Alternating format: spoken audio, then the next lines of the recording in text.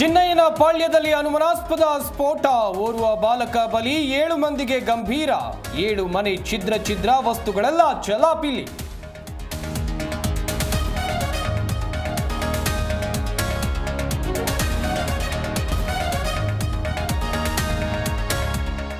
ಸ್ಫೋಟದ ತೀವ್ರತೆಗೆ 3ರ ಸ್ಥಿತಿ ಗಂಭೀರ, ಮಹಿಳೆಯ ಕಾಲು ಕಟ್, 2 ಮಕ್ಕಳ ಸ್ಥಿತಿ ಗಂಭೀರ.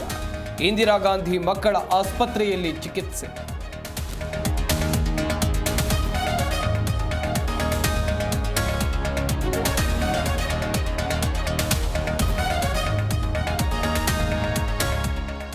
ಧರ್ಮಸ್ಥಳ ವಿಚಾರದಲ್ಲಿ ಷಡ್ಯಂತ್ರ, ಆರೋಪಿಗಳು ಸುಳ್ಳಾಗಿದ್ರೆ ಕಟ್ಟುನಿಟ್ಟಿನ ಕ್ರಮ, ಧಾರ್ಮಿಕ ಕ್ಷೇತ್ರದ ಬಗ್ಗೆ ಅಪಪ್ರಚಾರ ಬೇಡ ಎಂದ ಡಿಸಿಎಂ.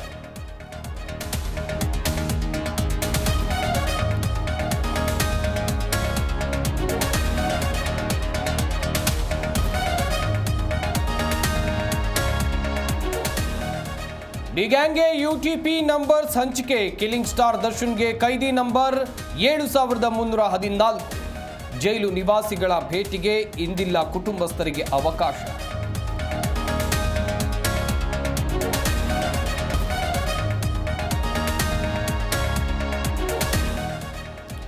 ದೇಶಾದ್ಯಂತ 79ನೇ ಸ್ವತಂತ್ರ ದಿನದ ಸಂಭ್ರಮ, ಕೆಂಪುಕೋಟೆಯಲ್ಲಿ ಮೋದಿ ಧ್ವಜಾರೋಹಣ.